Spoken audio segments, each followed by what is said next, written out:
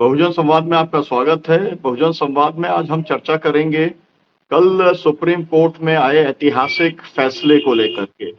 ये फैसला संवैधानिक पीठ ने दिया है और इस फैसले को जो अखबारों ने जिस तरीके से समझा है वो ये है कि ये reservation with in the reservation की बात है, कोटा विद इन कोटा की बात है।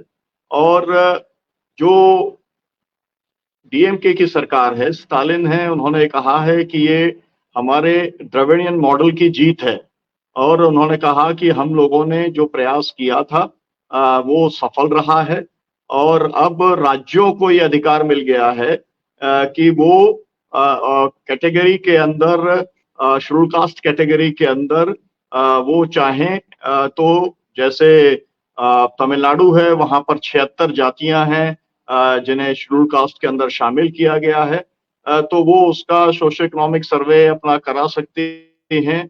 या जिस तरीके से वहां पर अरुणथा थैयार जो है उनके लिए जो स्कैवेंजर्स का काम करते रहे हैं, उनको जो विशेष 3.5% जो रिजर्वेशन दिया था उसको भी अपहेल्ड करने का काम जो है सुप्रीम कोर्ट के द्वारा किया गया है। पूरे देश में सामाजिक न्याय की ताकतें इसको एक बड़ी जीत के तौर पर देख रही हैं, क्योंकि समाजवादी भी लगातार जब महिला आरक्षण की बात आ रही थी तो आरक्षण के भीतर आरक्षण की बात लगातार कर रहे थे और आज सुप्रीम कोर्ट ने उसे अपहेल्ड करने का काम किया है। मतलब आप जिस भी कैटेगरी को आप आरक्षण देने का काम कर रहे हैं उसके भीतर आपको सब कैटेगरीज जो है उसके अंदर डिफरेंशिएट करने का, या जो सबसे ज्यादा जो है अनप्रिविलेज्ड है, जो सबसे ज्यादा वंचित है, उसको आप विशेष अवसर जो है देने का काम स्टेट गवर्नमेंट्स कर सकती हैं। आज हम इसी को लेकर चर्चा करेंगे। मैं आपकी जो है परिचय कराता हूं जो हमारे पैनलिस्ट हैं उनके साथ में। हमारे साथ में संदीप यादव जी जुड़े हुए हैं, दिल्ली यूनिवर्सिटी से प्रोफेसर हैं, आपका बहुत बहुत स्वागत है। हमारे साथ में सलीम भाई खान साहब जुड़े हुए हैं, एडिटर हैं, कई जो है चैनल के भी वो लगातार एक लोकप्रिय चैनल का निर्देशन भी करते हैं और एक कमिटेड सोशल एक्टिविस्ट के तौर पर उन्हें जाना जाता है। हमारे साथ में नागेश चौधरी जी नागपुर से जुड़े हुए हैं और वो बहुजन अखबार, बहुजन पत्रिका, उसका संघर्ष, उनका एक अपना इतिहास है लंबा। हमारे साथ में डॉक्टर जितेंद्र मीना जी जुड़े हुए हैं और पोस्ट के तौर पर यहाँ पर तिवारी जी हैं। इस प्रोग्राम को रत्ना वोरा जी जो हमारे गुजरात की साथी हैं, अहमदाबाद की, वो इसे कंडक्ट करेंगी। तो हम लोग अलग अलग जगह के साथी यहाँ पर जुड़े हैं। सबसे पहले मैं डॉक्टर संदीप जी से मैं आग्रह करूंगा कि वो इस फैसले को किस तरीके से देखते हैं, वो अपनी इसमें टिप्पणी दें और इसको जो है रत्ना वोरा जी कंटिन्यू करेंगी। संदीप जी आपकी टिप्पणी लेते हैं क्योंकि आप कहीं रास्ते से जुड़े हुए हैं, आपका कनेक्शन कभी भी जा सकता है। जी डॉक्टर संदीप कुमार जी। सर धन्यवाद मुझे जोड़ने के लिए। सबसे बड़ी बात तो ये है कि सर इसमें दो जजमेंट। आपकी आवाज नहीं आ रही है, मुझको नहीं आ रही है, बाकी सब पैनलिस्ट को आ रही है क्या आवाज? हाँ जी हमें आ रही है। आप बोलिए। आपकी आवाज हम लोगों को क्लियर आ रही है सुनीलम सर, और उम्मीद है मेरी भी आवाज अच्छी जा रही होगी। आ रही है जी, बोलिए। जी मैं ये कहना चाहता हूँ कि ये जो जजमेंट है इसमें दो तरह के जजमेंट है। एक सजेस्टिव जजमेंट है, वो जजमेंट है कि क्रिमिनल भी होना चाहिए, और रही बात इस कैटेगराइजेशन की बात है। ये जो मामला बनना शुरू हुआ एक्चुअली क्या था कि आंध्र प्रदेश में जस्टिस चेन्नैया की आंध्र प्रदेश में 4 तरह के कैटेगराइजेशन हुए schedule caste, schedule tribe reservation में ABCD ग्रुप बनाया गया, और उनके जजमेंट में मैंने ये जो निर्णय लिया गया स्टेट गवर्नमेंट के द्वारा उसके खिलाफ चेन्नैया का जजमेंट है कि नहीं, ये नहीं किया जा सकता है, ये कॉन्स्टिट्यूशन के तहत नहीं है। लेकिन सर ये जो जजमेंट आया है पंजाब और हरियाणा की भी गवर्नमेंट ने, पंजाब की गवर्नमेंट ने वाल्मीकि समाज और मजहबी सिखों को बड़ा चंक दे दिया था, 25% का जो रिजर्वेशन था उनका। लेकिन ये जो जजमेंट है बेसिकली ये जजमेंट कम और एक पॉलिटिकल और सोशल जजमेंट है, और पॉलिटिकल और सोशल जजमेंट है सर। और बेसिकली ये एक तरह का समाज में अब सबसे पहले तो ये मुझे आश्चर्य होता है कि भी से पहले एक एम्पिरिकल डेटा होना चाहिए। कोई डेटा नहीं है देश में। विचित्र स्थिति है कि 2019 में ईडब्ल्यूएस का रिजर्वेशन लागू हुआ, 10% का रिजर्वेशन 10 जातियों को भी मैंने उसमें लगता है 5-6 जातियां हैं, कितनी जातियां हैं इसका कहीं कोई आंकड़ा नहीं है। और रही बात ये जो दलित मूवमेंट थे, जो दलित एक तरह के एक कॉन्सेंसस उभर रही थी, उसकी एकता को भी तोड़ने का प्रयास है। ये लगता है कभी कि ये जो जजमेंट है थोड़ा कहीं आरएसएस का मसला है, और आरएसएस जो चाहता है वो हो रहा है, क्योंकि ये सबसे बड़ी बात है कि वंचित तबका है, चाहे वो शेड्यूल ट्राइब हो, वो बहुत कमजोर होगा इससे। एक तो सबसे बड़ी बात प्रश्न ये उठता है कि 15% का रिजर्वेशन है एससी कास्ट को, 2000 जातियां हैं। सबसे आप रिव्यू कर रहे हो तो ये रिव्यू करो ना, आंकड़ा जुटाओ पहले। आपके पास ने कोई कास्ट सेंसस नहीं की, आपने देश की सेंसस ही 2021 में होनी थी, वो नहीं कर पाए आप, और यहाँ जजमेंट आ रहे हैं। सबसे महत्वपूर्ण मसला है कि कोई इंपेरिकल डेटा ना हो। वर्ल्ड इनइक्वालिटी लैब की रिपोर्ट आई, पेरिस से आई, भारत सरकार ने नहीं दिया, पेरिस से वो रिपोर्ट आई है, और थॉमस पिकेटी ने वो रिपोर्ट दी है। भारत के किसी जो आरबीआई के गवर्नर हैं वो हिस्ट्री के आदमी हैं, तो भारत के किसी अर्थशास्त्री ने नहीं दिया। दुनिया का नंबर 1 अर्थशास्त्री बहुत रिकॉग्नाइज्ड है, लुकास चांसल ने है, लुकास चांसल भी थे उस रिपोर्ट को तैयार करने में। वो कहती है कि जो भारत का धन है उसमें जो एससी समुदाय है उसकी 2012 में जो भागीदारी थी वो 1.8% थी, जो केवल 2022 तक बढ़ी है तो 2.3 हुई है। ओबीसी की जो भारत के धन में रिप्रेजेंटेशन था वो था 2022 में 9। कौन की संदीप जी आपकी आवाज कट रही है। संदीप जी आपकी आवाज कट रही है, बहुत डिस्टर्बेंस है आपकी आवाज। जब तब तक ठीक हो तो फिर आपके पास आएंगे। अब हम चलेंगे रत्ना बोरा जी के पास। रत्ना बोरा जी कंटिन्यू कीजिए। जी बहुत बहुत धन्यवाद मुझे बहुजन संवाद में बुलाने के लिए। आज के इस बहुजन संवाद में जो विषय रखा गया है बहुत ही महत्वपूर्ण विषय है। ये पूरे हमारे समाज को लगता विषय है, क्योंकि हमारे समाज में जिस तरीके से वर्ण व्यवस्था है, और वर्ण व्यवस्था की वजह से जाति व्यवस्था है, और जाति व्यवस्था की वजह से जो आरक्षण दिया गया है, संविधान में जो आरक्षण दिया गया है, आज मैं समझती हूँ कि संविधान के इस आरक्षण के साथ छेड़छाड़ करने की कोशिश की गई है सुप्रीम कोर्ट की खंडपीठ ने। मैं जानती हूँ और मैं मानती हूँ कि सुप्रीम कोर्ट की खंडपीठ की इस तरह से निंदा नहीं की जानी चाहिए, परंतु जो कल जो फैसला आया है वो अपने आप में दोषपूर्ण फैसला है। उसको क्यों दोषपूर्ण कहना चाहती हूँ, क्योंकि हमारे यहाँ पर संविधान ने जो आरक्षण दिया उसके साथ को मद्देनजर रखते हुए 2 प्रश्न खड़े होते हैं। पहला प्रश्न ये खड़ा होता है कि क्या आर्थिक आधार पर आरक्षण दिया जा सकता है, ये पहला प्रश्न है। दूसरा प्रश्न ये खड़ा होता है कि क्या जो समुदाय है अनुसूचित जाति जनजाति के, उनको बीच में वर्गीकरण किया जा सकता है। तो ये 2 प्रश्न आज बहुत महत्वपूर्ण यहाँ पे सामने आए हैं। और सबसे पहला जो ये प्रश्न है कि आर्थिक आधार पर आरक्षण, तो मैं बहुत ही स्पष्ट तौर से बता देना चाहती हूँ कि संविधान में जब आरक्षण दिया गया तो उसमें आर्थिक आधार बिल्कुल नहीं देखा गया था। आरक्षण अनुसूचित जातियों को इसलिए दिया गया था क्योंकि अनुसूचित जातियों के साथ भेदभाव होता था, अनुसूचित जातियों के साथ छुआछूत होती थी, और अनुसूचित जातियों को समाज के एक तबके से अलग काट के रख दिया गया था। और इसी वजह से जब संविधान तैयार हुआ तब बाबा साहेब अम्बेडकर ने ये खास प्रावधान रखा। आर्टिकल 340 जो कि ओबीसी के बारे में बात करती है, आर्टिकल 341 जो कि अनुसूचित जाति के लिए बात करती है, और article 342 of constitution of India वो आदिवासी समाज के लिए बात करती है। और उसमें इस समाज को मतलब अनुसूचित जाति को होमोजीनियस बताया। होमोजीनियस का मतलब ये होता है कि एक समुदाय, एक वर्ग, जिसको अपने आप से एक दूसरे से अलग नहीं किया जा सकता। और यहाँ पर जो 7 जजेस की जो खंडपीठ तैयार हुई, जो कॉन्स्टिट्यूशनल बेंच थी, वो 6:1 से फैसला आया है। अर्थात 6 जजेस ने एक तरफ फैसला सुनाया है और सिर्फ एक जज ने, जस्टिस बेला एम त्रिवेदी ने एक तरफ फैसला सुनाया है।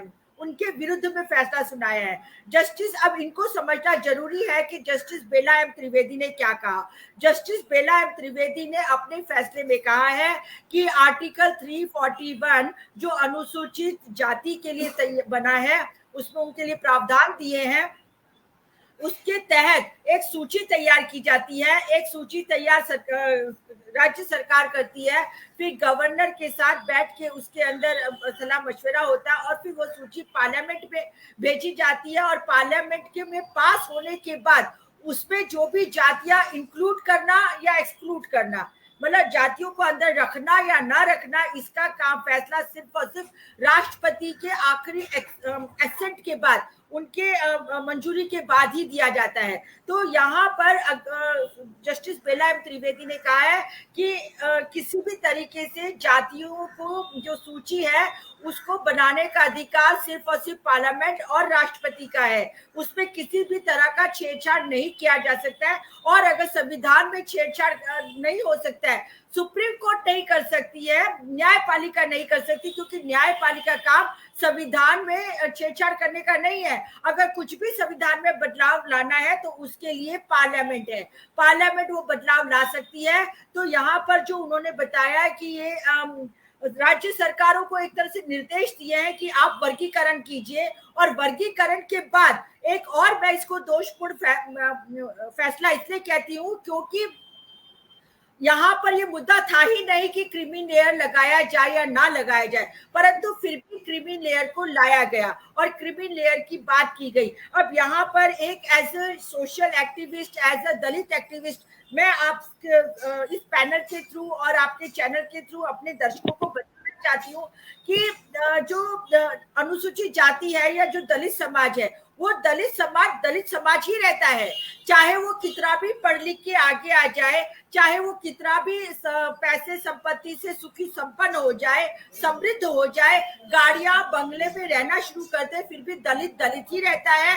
उसको कभी भी जो मेन स्ट्रीम का जो अगड़ा स्वर्ण वर्ग है स्वीकारता नहीं है। उसका एक छोटा सा एग्जांपल अगर मैं देना चाहूँ तो मैं कहूंगी कि अगर एक दलित समाज का ऑफिसर या दलित समाज का बड़ा व्यापारी अपने गाड़ी घोड़े के साथ किसी स्वर्ण जाति की सोसाइटी में मकान खरीदने की बात तो दूर, अगर किराए पे भी लेने जाता है और जाति बता के जाता है, छुपा के जाए तो अलग बात है, परंतु यदि जाति बता के अगर वो किसी स्वर्ण सोसाइटी में मकान लेने जाना चाहता है तो उसको मकान नहीं दिया जाता है। कहने का मतलब दलित आज की तारीख में भी दलित ही है, और संविधान में उनको रिजर्वेशन इसलिए दिया गया कि वो दलित है, इसलिए नहीं दिया गया कि वो आर्थिक तौर पे समृद्ध हो गए हैं या समृद्ध है।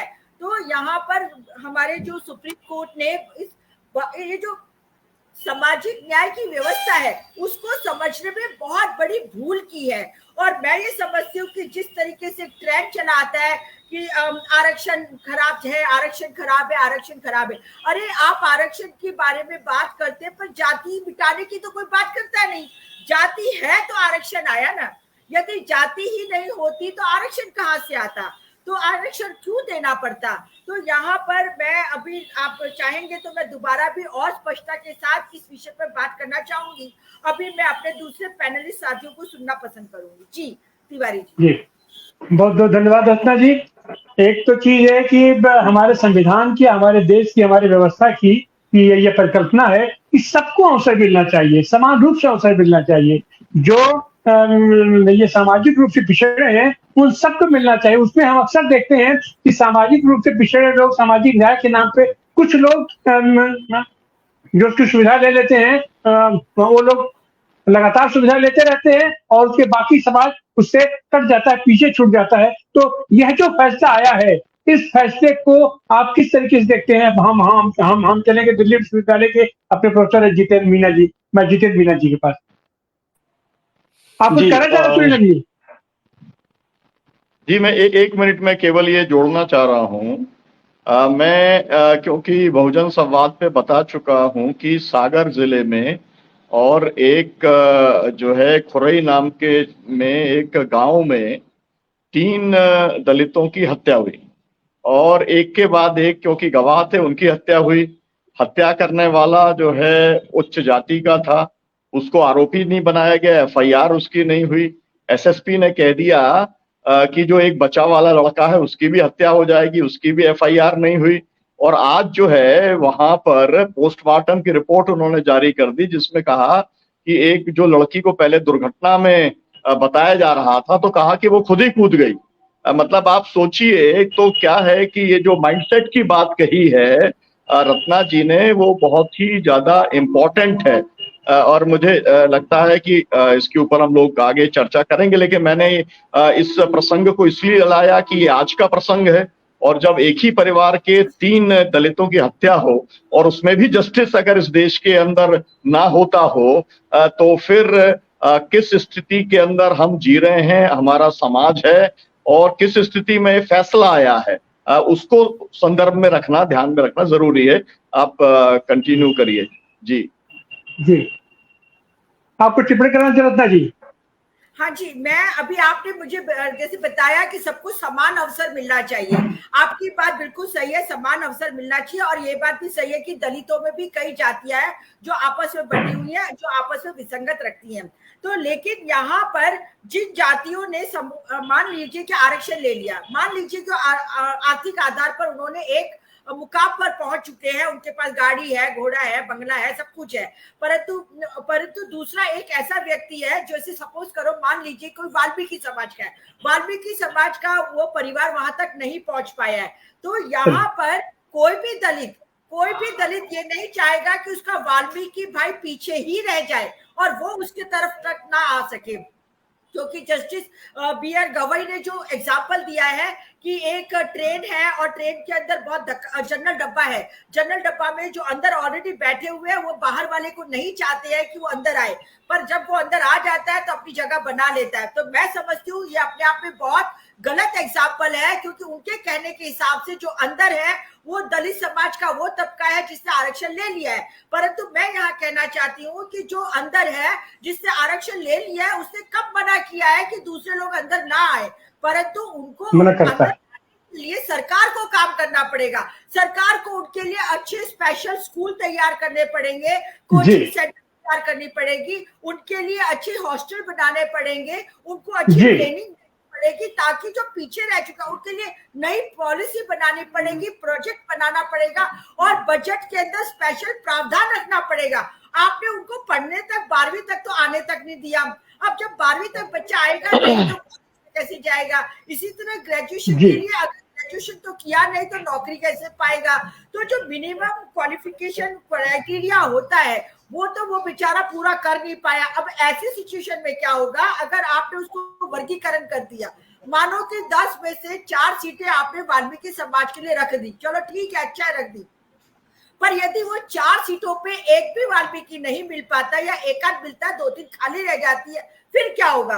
आपने तो उसको कोटे में डाल दिया, वो सीट तो खाली रह जाएगी। जब वो सीट खाली रह जाएगी उस समय के बाद वही सीट जनरल के अंदर चली जाएगी। तो कहने का मेरा ये साफ तौर पे मतलब है कि सुप्रीम कोर्ट ने जो ऑर्डर दिया है वो बहुत बड़ा विसंगतियों से भरा हुआ है और वो एक अलग माइंड लेके बैठे हुए हैं। मुझे दुख हो रहा है कि सुप्रीम कोर्ट के जजेस होने के बावजूद भी वो सामाजिक न्याय की परिभाषा को नहीं समझ पाए हैं और दलित समाज पे इसका बहुत बड़ा रोष है और बहुत विरोध है। और हो सकता है भविष्य में पूरे भारत देश के दलित संगठन मिलके एक होके और हमारे डॉक्टर सुनीलम जैसे, डॉक्टर तिवारी जैसे लोग मिलके भी जो सामाजिक न्याय में विश्वास रखते हैं वो इस मुहिम में अपनी भागीदारी देंगे और दलित समाज की लड़ाई को लड़ने में अपने आगे बढ़ेंगे, ऐसा मैं मानती हूँ आपके थ्रू।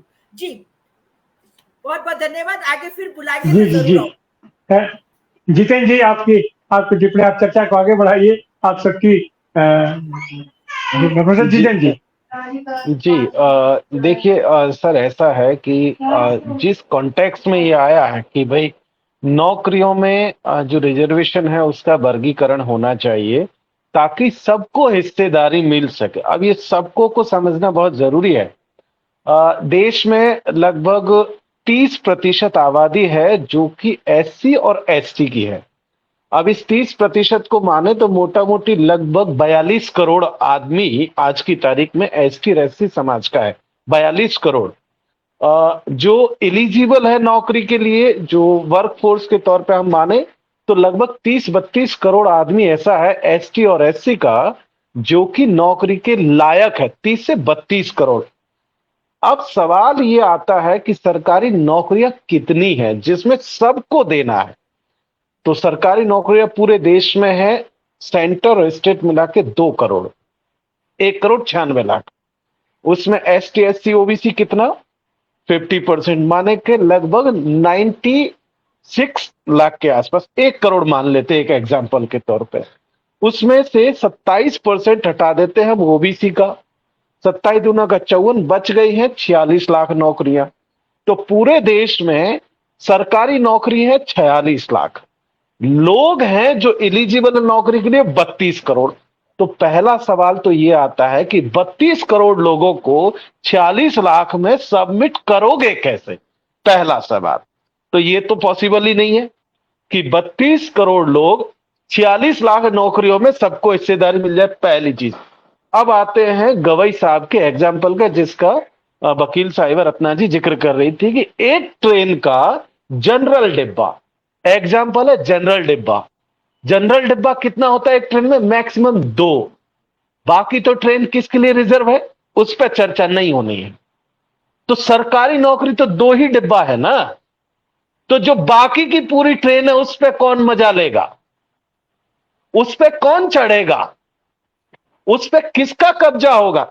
सरकारी नौकरी के अलावा 85% दलित जमीन के बिना घूम रहा है, उसको जमीन नहीं देंगे जी, उसको नौकरी देंगे। उस 26 लाख में 46 लाख में से जमीन नहीं देंगे उसको। 32 करोड़ लोगों को 46 लाख में घुसाना है, जमीन पर चर्चा नहीं करेंगे। जितनी प्राइवेट कंपनियां हैं उसमें सब पे कब्जा सवर्णों का है, उसमें चर्चा नहीं होगी कि वहां उसको नौकरियों में हिस्सेदारी देनी चाहिए, सीओ भी उसको बनना चाहिए। कोई वाल्मीकि समाज कब तक जो है वाल्मीकि व्यक्ति गटर साफ करेगा, वो सीओ क्यों नहीं बन सकता है, क्यों नहीं बनना चाहिए उसको, उसको एकदम बनना चाहिए। लेकिन वहां नहीं, क्योंकि वो डिब्बा तो रिजर्व है, वो तो अलग के लिए रिजर्व है। जनरल डिब्बे में घुसाना है, क्योंकि सवाल जनरल डिब्बे का है।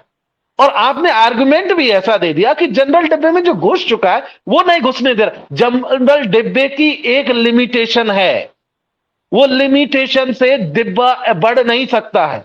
वो लिमिटेशन आपने 7.5% और 15% की फिक्स कर रखी है। उसको आपको पहले तो एक्सपेंड करना पड़ेगा। 7.5 को आपको 10% करना पड़ेगा जो उसकी आबादी है, 15% को 20 करना पड़ेगा जो उसकी आबादी है। पहले तो डिब्बा बढ़ाइए, डिब्बे की साइज बढ़ाइए, और फिर आइए आप जो बाकी के डिब्बे जो आपने सो कॉल्ड बिना कहे रिजर्व है बाकी लोगों के लिए, उस पे आइए, और तब जाकर के आप सबको न्याय दे पाओगे, सबकी हिस्सेदारी हो पाओ। क्योंकि ये सबका बहुत जरूरी है। ये देखने में जजमेंट बड़ा बढ़िया लग रहा है, बहुत सुंदर लग रहा है कुछ लोगों को कि वाह वाह वाह, सबको हिस्सेदारी पॉसिबल ही नहीं है। सबको हिस्सेदारी किसी भी तौर पे पॉसिबल नहीं है। अब इसके अलावा चीजें देखिए कि इसमें फ्लो कहां है। एसटी एससी का रिजर्वेशन संविधान के लागू होने के पहले सेटल्ड है। संविधान के लागू होने के बाद तो एसटी एससी के रिजर्वेशन का डिबेट आया ही नहीं, वो तो लागू होने के पहले संविधान सभा में सेटल्ड है। जो मसला संविधान सभा में सेटल्ड है, सुप्रीम कोर्ट ने संविधान सभा के डिसीजन को चैलेंज कर दिया, पहली चीज। अब आते हैं दूसरी चीज पे, जो आधार थे उसमें गरीबी आधार नहीं है। पूना पैक्ट का समझौता उसको याद करने की जरूरत है। 1919 में जिस दिन एससी के रिजर्वेशन की घोषणा, एक डिप्राइव क्लास के लिए घोषणा हुई रिजर्वेशन की, उस आधार को समझे जाने की जरूरत है। आप उसको हटा दिए, उस कॉन्टेक्स्ट को। आपने 1932 का पूना पैक्ट हटा दिए। जब सेपरेट इलेक्टोरेट की बात हो रही थी तब आप क्यों रिजर्वेशन का नाम लेकर के आए? आप दीजिए सेपरेट इलेक्टोरेट, आइए बाबा साहब की पुरानी डिमांड पर, हटा लीजिए, आप पूरा हटा लीजिए, ले जाइए जितना है, आप आ जाइए ओरिजिनल डिमांड पे जो पूना पैक्ट में उठाई गई थी, वहां से शुरू करते हैं। उसके बाद आपने एसटी का मामला आया, एसटी का क्रिमिनल ट्राइब एक्ट आया। क्रिमिनल ट्राइब एक्ट गरीबी के आधार पर नहीं लगाया गया था। उसमें 127 जातियां थी जो क्रिमिनल थी, जिनको घोषित किया गया था। 1872 से लेकर 1949 तक वो पूरी की पूरी जात, पूरी की पूरी कम्युनिटी क्रिमिनल घोषित थी, जिसका हर एक युवा, हर एक जो लगभग 10-12 साल से ऊपर का जितना भी लोग थे, मेल फीमेल, सबको पुलिस थाने में जाकर के डेली हाजिरी देनी होती थी। हिंदी में उसको जरायम पेशा कहते थे। मेरे पुरखे देते थे हाजिरी, हर दिन थाने में शाम को जाकर के हाजिरी देते थे। वो उनकी गरीबी के चलते नहीं था, क्योंकि उनके ऊपर एक ठप्पा था कि भाई ये क्रिमिनल ट्राइब है, तो इनको आके अटेंडेंस देनी पड़ेगी हर दिन थाने में आकर के शाम को, और उन्होंने दी। उसके चलते हुआ आपने सडनली आकर के कह दिया बैकवर्ड का। एसटी एससी के रिजर्वेशन को जब सेटल किया गया था, बैकवर्ड टर्म ही नहीं है। जिस टर्म पे इतना पूरा का पूरा बवाल मचा है, फोकस किया जा रहा, बैकवर्ड तो शब्द ही नहीं है एसटी एससी के मामले में। वो तो शब्द आप घुसा रहे हैं। बैकवर्ड शब्द आता है पहली बार ओबीसी रिजर्वेशन के कॉन्टेक्स्ट में, वो एसटी एससी में आता ही नहीं है।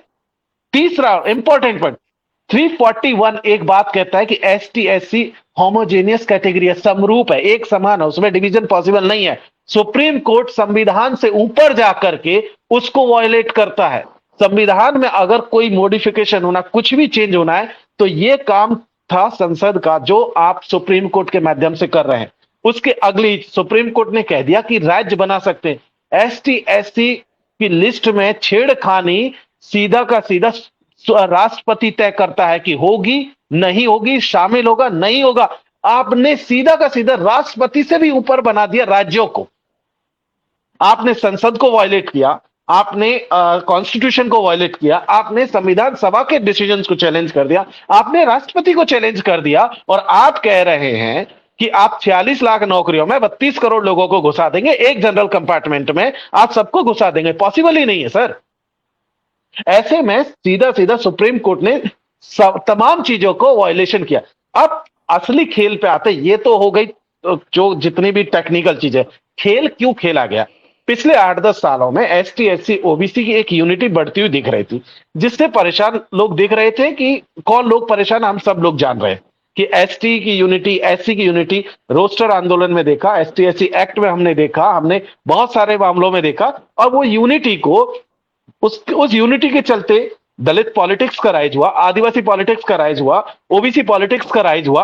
अब उस पॉलिटिक्स को तोड़ना है तो इनका फ्रेगमेंटेशन कर, उसका डिवीजन कर दो, ताकि पॉलिटिकली ये कमजोर हो जाएंगे, और पॉलिटिकल कमजोर हो जाएंगे तो सत्ता परमानेंटली उनके हाथ रहेगी, और धीरे धीरे सारा चीजें प्राइवेटाइज होती चली जाएंगी।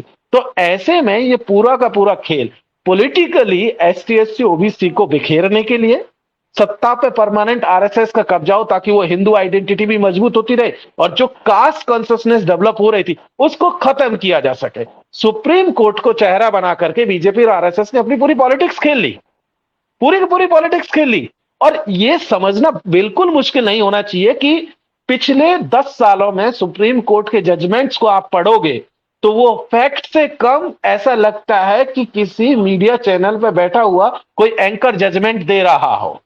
उसको लगता है कि, मुझे ये लगता है जब बाबरी वाला डिसीजन आता है तब सुप्रीम कोर्ट कहते हैं कि बहुमत का जो है ये फीलिंग है, बहुमत को ऐसा लगता है कि मंदिर बनना चाहिए। अब बहुमत को लगता है तो कौन सा सर्वे बहुमत ने किया, ये कैसे सुप्रीम कोर्ट ने तय किया कि कुछ को फायदा मिल गया। ये कुछ कौन है, सुप्रीम कोर्ट डेटा दे कि ये कुछ कौन है जिसको फायदा मिला, दीजिए आंकड़े, लेकर के आइए आंकड़े। जब आप सब कुछ कर ही ले रहे हैं तो आप आंकड़े दीजिए। आपके पास कोई आंकड़ा है? नहीं है। अब मैं बताता हूं आंकड़ा। इस देश की यूनिवर्सिटीज में पहली बार सेंट्रल यूनिवर्सिटीज में रिजर्वेशन 1997 में आया, एसटी एससी।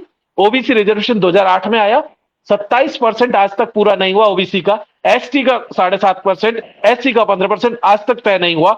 आईआईएम में 7 आईआईएम में 0 एसटी प्रोफेसर है, 0, बड़ा वाला 0।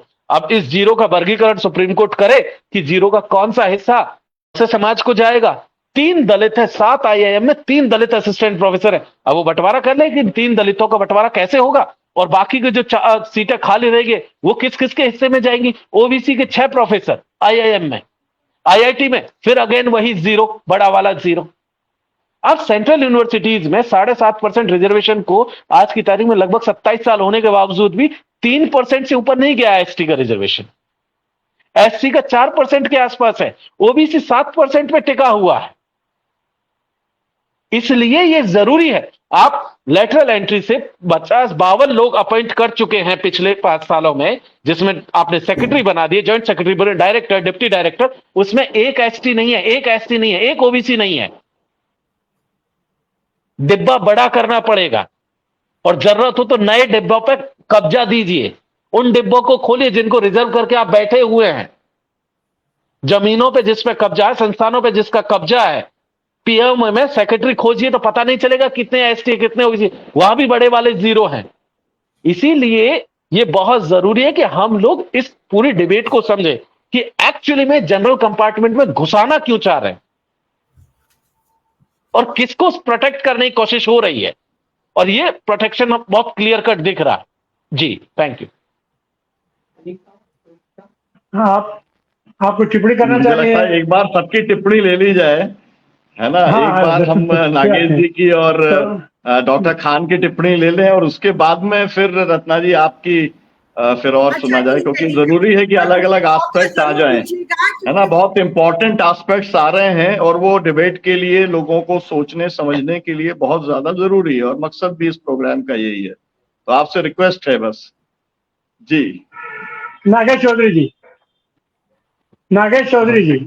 हाँ, अभी जो दो वक्ताओं ने अच्छी बात कही है कि इस देश में जो हो रहा है सुप्रीम कोर्ट के द्वारा, ये तो आरएसएस के फिलोसॉफी के मुताबिक ही हो रहा है, क्योंकि इस देश में जो परिस्थिति है ओबीसी एससी एसटी की, वो बहुत ही दयनीय है, और उनमें भेदाभेद करना, उनको बाइफरकेशन करना, उनको जातियों को जाति देखना उनमें से, ये तो एससी में झगड़ा लगाने की बात है। एक एससी में से जो लोग हैं कि उनको लगेगा इस जाति को मिल रहा, हमको नहीं मिल रहा, तो ये फूट डालने की बात है कि एससी में भी कैटेगरीज हो जाए, होना चाहिए। मंडल कमीशन ने बोला था कि कैटेगरीज नहीं होना चाहिए, फिर उसमें भी रोहिणी कमीशन लगा रहे हैं। इसका मतलब है कि जातियों को अंतर्गत झगड़ा लगाना, और जो खुद को ऊंची जाति कहते हैं उनको सबसे ज्यादा फायदा पहुंचाना, ये सब इस जजमेंट का उद्देश्य दिखता है।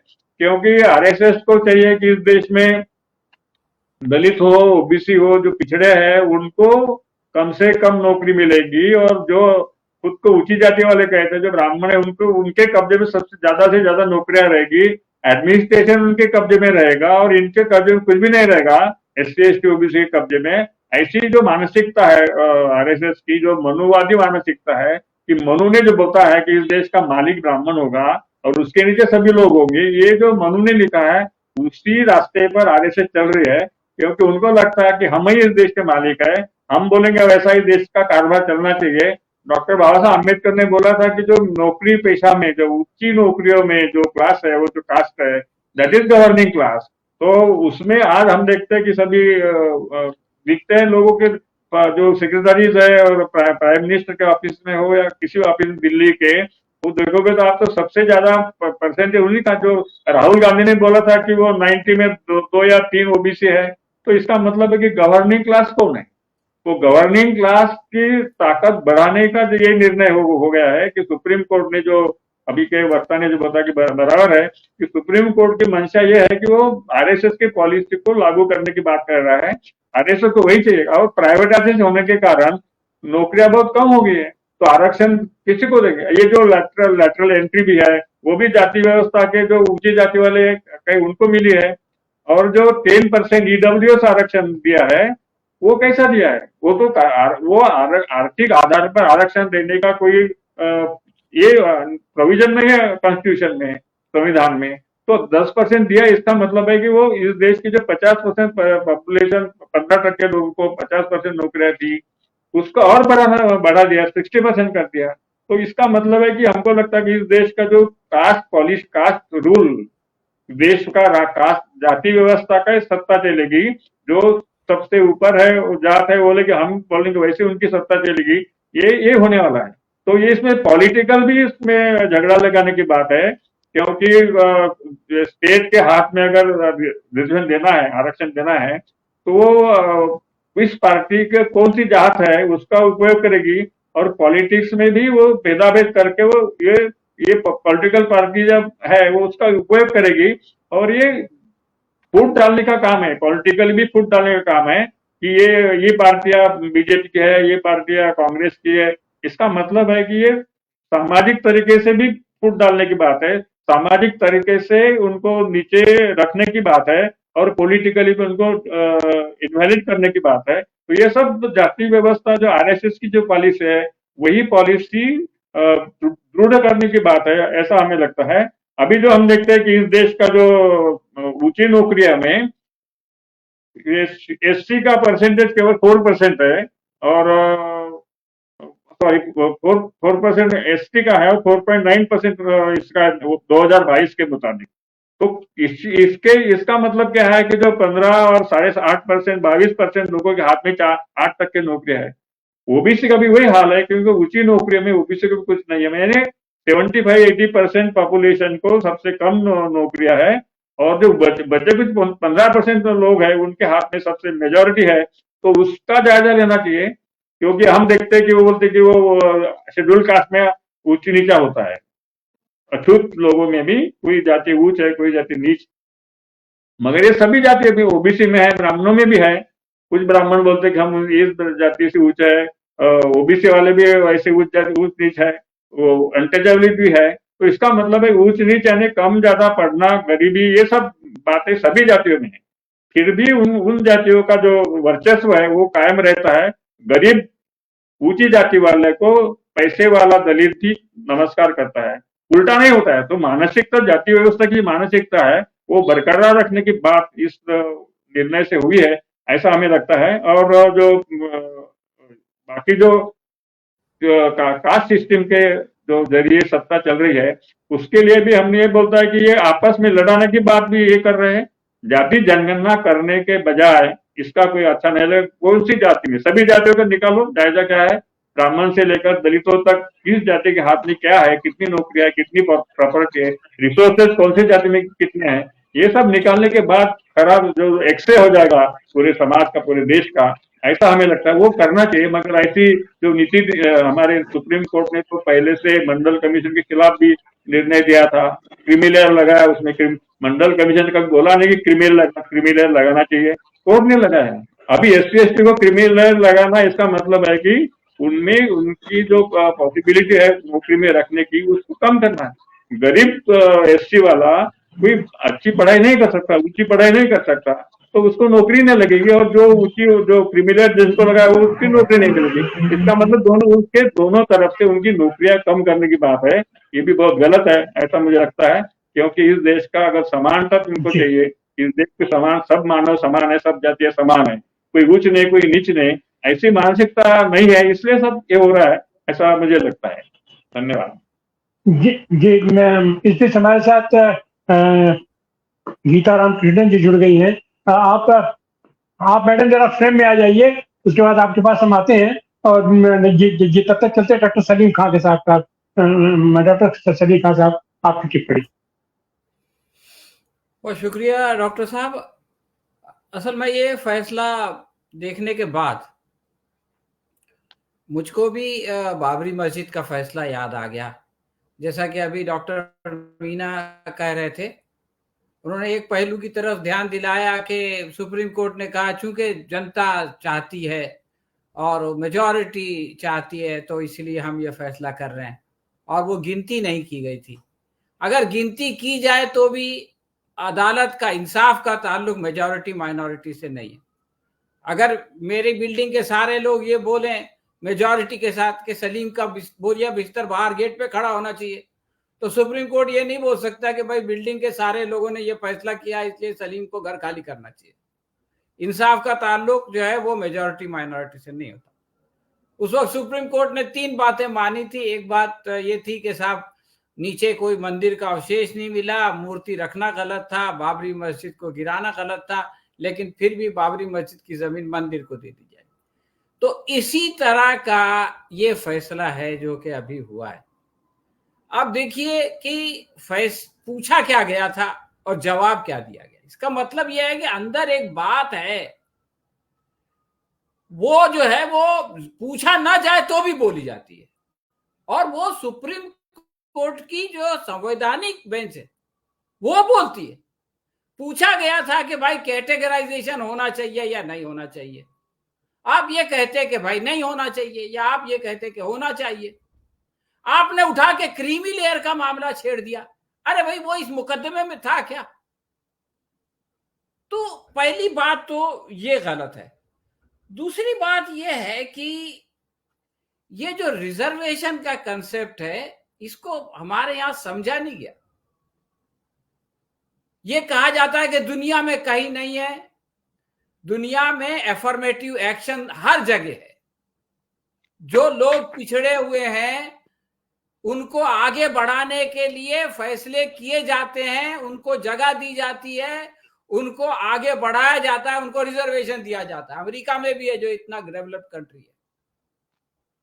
तो ये कोई एहसान नहीं है, ये उनका हक है, जिनको कि बरसों तक जो है, आपने सदियों तक जो है वो दबा के और पीछे रखा। तो ये कोई गरीबी निर्मूलन का भी फार्मूला नहीं है कि साहब उसने एक जनरेशन में नौकरी हासिल कर लिया तो अगली जनरेशन में उसको नहीं मिलेगा।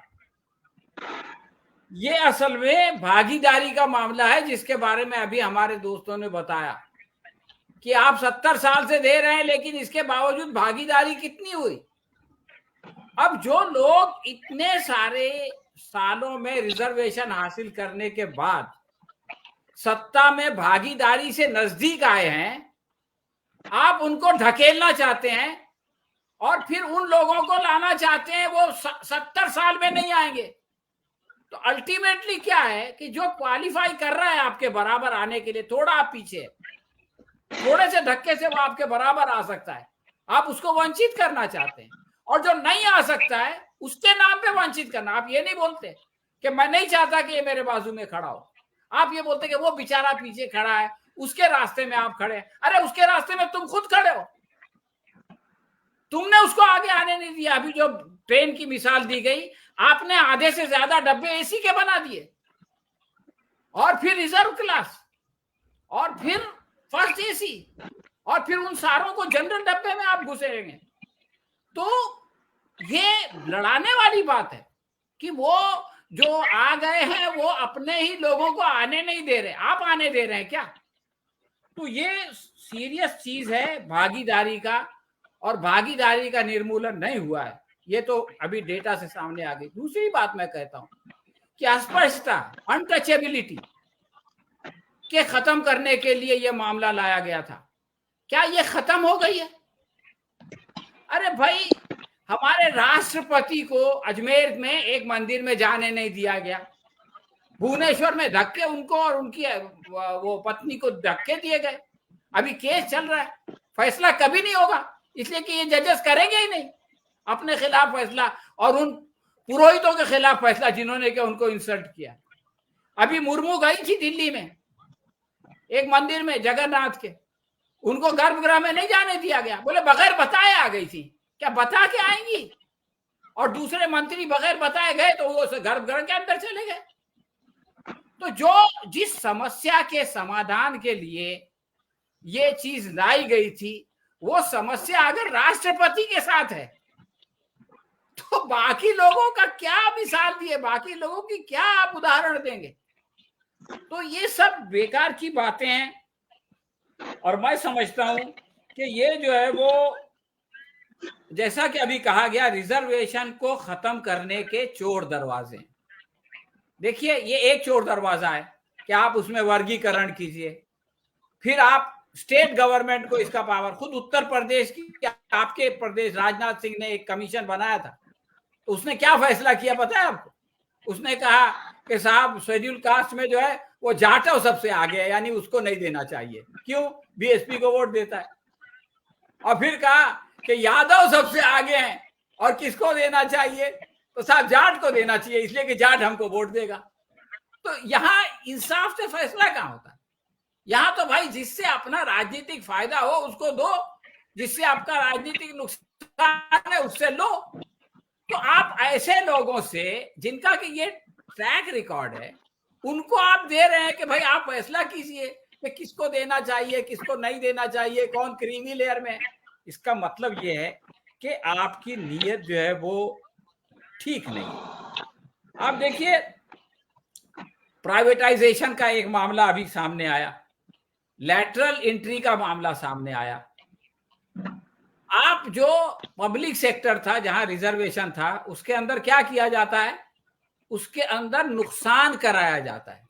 जिस पब्लिक सेक्टर को पहले फैसला किया कि साहब HPCL को बेचना है, तो उनके ऑफिसर से कहा जाता है कि अब आप इसको घाटा कराओ, वो घाटे में जाती है, फिर सरकार आती है, बोले देखो घाटा हो रहा है, फिर उसको बेचती है, फिर उसको एक आदमी खरीदता है एयर इंडिया, और जैसे ही वो खरीदता है वो फायदे में चली जाती है। सवाल ये है कि वो जो सरमायादार है वो एक ऐसी कंपनी को खरीदता क्यों है जो घाटे में जा रही है? वो अपना दुश्मन है, उसको मालूम है कि ये घाटे में नहीं जा रही है, इसको घाटे में डाला जा रहा है मुझको बेचने के लिए, और उसका भी फायदा कर दिया, और उसमें जो रिजर्वेशन के वजह से जिन लोगों का फायदा होता था उनको भी वंचित कर दिया। दूसरी बात है लैटरल एंट्री। लैटरल एंट्री में आप दीजिए SC ST को, बताइए कि हमने 52 में से जो है वो 25-26 लोगों को ले लिया, बल्कि 52 में से 35 लोगों को ले लिया, इसलिए हम लैटरल एंट्री कर रहे हैं ताकि ये आगे आए। उसमें तो एक को नहीं लेते।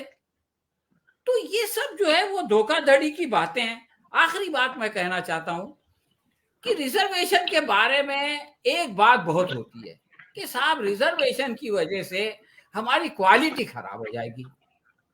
अगर कोई आदमी रिजर्वेशन कैटेगरी से डॉक्टर बन जाएगा तो वो इलाज नहीं करेगा, वो लोगों को मारेगा। अरे बाबा, आधे से ज्यादा तो डोनेशन से दाखिले होते हैं। डोनेशन कौन देता है? जो क्वालिफाई नहीं कर पाता है, जिसके मार्क्स कम होते हैं। तो पैसे देके जो आदमी पढ़ाई करेगा, जिसके मार्क्स कम थे, उससे क्वालिटी खराब नहीं होगी। वो इंजेक्शन लगाएगा तो कोई मरीज नहीं मरेगा, वो तो अमृत लगाएगा ना। और कोई गरीब अगर शेड्यूल कास्ट का, शेड्यूल ट्राइब का आदमी रिजर्वेशन की बुनियाद पर मेहनत करके डॉक्टर बनेगा, उसके परसेंटेज मार्क्स कम थे, तो उसके बारे में आप ये करेंगे कि ये तो साहब सरकारी दामाद है। हमारे IIT में पिछले दिनों जो है वो एक लड़के ने खुदकशी कर लिया, आत्महत्या कर लिया। नायर हॉस्पिटल में एक शेड्यूल ट्राइब लड़की ने आत्महत्या कर लिया। क्यों किया? कितनी मेहनत करके वो गई और मेडिकल उसमें दाखला लिया, और फिर उसने जो है वो अपने बाप को फोन किया, बोले बर्दाश्त नहीं होता मुझसे। ये सुलूक आज हो रहा है, आज बंबई जैसे शहर में हो रहा है।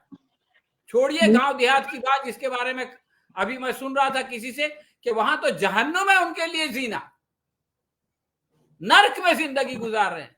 लेकिन जो शहर है बड़े बड़े मेट्रोपॉलिटन, वहां पर जो है हमारे पढ़े लिखे बच्चे जो है वो आत्महत्या के लिए मजबूर हो रहे हैं। तो ये इस विषमता को दूर करने के बजाय आपस में लोगों को लड़ाओ, उनको बताओ कि देखो इनकी वजह से तुम आगे नहीं बढ़ रहे हो, और उनकी ताकत को तोड़ो, बांटो और काटो। ये जो अंग्रेजों की फलसफा था और उससे पहले इनका अपना भी फलसफा था, उसी को दोबारा लाने की ये एक साजिश है, मैं समझता हूँ। और ये सुप्रीम कोर्ट का फैसला है, और लोग ये कहते हैं कि सुप्रीम कोर्ट का फैसला, उस पर कोई टिप्पणी नहीं होनी चाहिए। तो हमारे एक ये भूषण साहब थे जो वजीर कानून भी थे, लॉ मिनिस्टर थे, उन्होंने कहा कि ऐसी बात नहीं है, सुप्रीम कोर्ट का फैसला मानना आपको पड़ेगा, लेकिन अगर आपको वो फैसला गलत लगता है तो आप ये कह सकते हैं कि वो फैसला गलत है, इसमें कोई गलती नहीं है। उन्होंने इंडियन एक्सप्रेस में अपने आर्टिकल में बताया था, इंडिया के लॉ मिनिस्टर ने, कि आपको अगर कोई फैसला, और अभी आप देखिए पूरा आपका पैनल कह रहा है, अगर कोई चीज गलत लगती है तो वो सुप्रीम कोर्ट की हो या सरकार की हो या किसी पैनलिस्ट की हो या किसी XYZ की हो, वो गलत है, उसकी वजह से नाइंसाफी होती है, तो हमको उसके खिलाफ जो है वो आवाज उठाना चाहिए। और मैं आपको मुबारकबाद देता हूं कि आपने जो है वो इतने अहम और इतने सेंसिटिव टॉपिक पे आज डिस्कशन रखा। धन्यवाद जी सर, बहुत बहुत धन्यवाद। ये तो साजिशों का मकड़जाल है, और मकड़ी अपने जाले में जिसको फंसा लेती है अपने शिकार को, तो ये कहीं न कहीं से ये निजता पक्ष द्वारा और ऐसे व्यवस्था में को बनाए रखने वालों का ये मकड़जाल है। इससे कैसे निकलेंगे, उसी के लिए हम लोग प्रयत्नशील हैं। हमारे साथ जुड़ चुकी हैं, अब चलेंगे गीता रामकृष्णन जी के पास। गीता राम कृष्णन जी ऑर्गेनाइज वर्कर्स फेडरेशन चेन्नई से आती है। आप थोड़ा फ्रेम में आ जाए मैडम, और आप अपनी बात रखें इस पर। आप क्या देखती है, कैसे देखती है, और खास करके ये मामला तो आपके यहाँ से ही संबद्ध है। गीता जी। मेरे sorry, I will have to speak a bit in English only, क्योंकि वो मेरा हिंदी तो बहुत आप हिंदी बहुत अच्छी है, आपकी हिंदी बहुत अच्छी है, आप बोलिए अपने हिसाब से। ब्रोकन हिंदी है, ये ठीक नहीं है, ये प्रॉब्लम है। अभी हमारा तमिलनाडु में और ड्रेविडियन मूवमेंट के आधार पर वो हमारा स्थिति क्या है कि वो अभी भी caste system in spite of all reservation, सिर्फ रिजर्वेशन वो सोल्यूशन नहीं है। रिजर्वेशन जरूर चाहिए, ये पहला चाहिए, और उसके बाद वो कैसे हम कास्ट सिस्टम को तोड़ सकते हैं, ये भी अभी बहुत ज्यादा चर्चा हो रहा है तमिलनाडु में।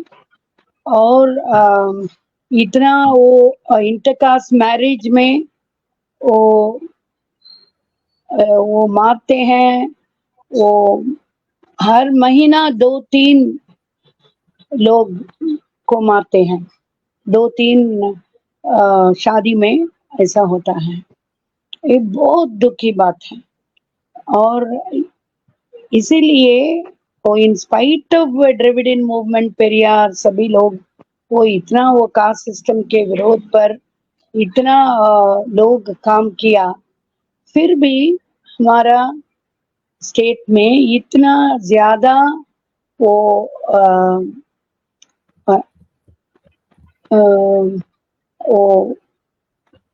आत्महत्या भी हो रहा है, और दूसरा है कि मारते हैं, दोनों हो रहा है। और नीट का प्रॉब्लम, ये भी बहुत ज्यादा शेड्यूल कास्ट और ओबीसी वालों का प्रॉब्लम हो गया। तमिलनाडु में ऐसा है, क्योंकि हमारा सिस्टम ऑफ मेडिकल एडमिशन तो अलग तरीका था। वो कट ऑफ मार्क्स होगा, और कोई भी वो गांव का लड़की है या एससी का लड़की, कोई भी बिलो कट ऑफ मार्क्स वो तो उनको, और रिजर्वेशन भी है, और ऐसा वो एडमिशन मिला। और पीजी के लिए भी अलग तरीका रिजर्वेशन।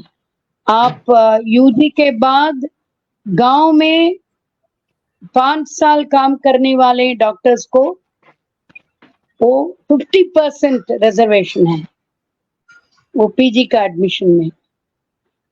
इसीलिए ज्यादा से ज्यादा लोग अच्छा डॉक्टर्स गांव में काम किया, और हमारा हेल्थ सिस्टम भी बहुत अच्छा था, वो कोई प्रॉब्लम नहीं है। फिर भी अभी तो नीट आने के बाद ये बहुत खतरनाक है, क्योंकि वो पैसा वाला 1 लाख देना है और ऐसा है, और इतनी महिला वो लड़कियां आत्महत्या किया, इस साल भी वो आत्महत्या किया। बहुत अच्छी तरह का वो मार्क्स मिला वो +2 में, फिर भी वो नीट का प्रॉब्लम है। वो गरीब लोग हैं, एससी शेड्यूल कास्ट का महिला है, वो इसीलिए वो आत्महत्या होते रहते हैं, ये प्रॉब्लम है। और अभी वो आप अभी तो एक इंटरनल रिजर्वेशन भी हमारा एक उसके लिए भी वो आई थिंक सुप्रीम कोर्ट उसमें कुछ बात किया और अलाउ किया। और ये अच्छा है मुझे लिए, क्योंकि वो लोग किसका है, वो अरुंधतियर का कम्युनिटी, वो एससी में सबसे नीचे। ये पता नहीं नॉर्थ में उसका नाम क्या है पता नहीं, चमार ऐसा वो चप्पल बनाने वाले और सफाई कर्मचारियों ये इसी कम्युनिटी में है और उनको वो ज्यादा पढ़ने में या सरकारी काम दूसरी तरीका काम में बहुत कम, इसीलिए उन्होंने उसी संगठन ने इतनी साल वो लड़ने के बाद ये तो मिला अभी। और दूसरा मेरा सुझाव ये है कि unless there is a caste census जरूर होना चाहिए।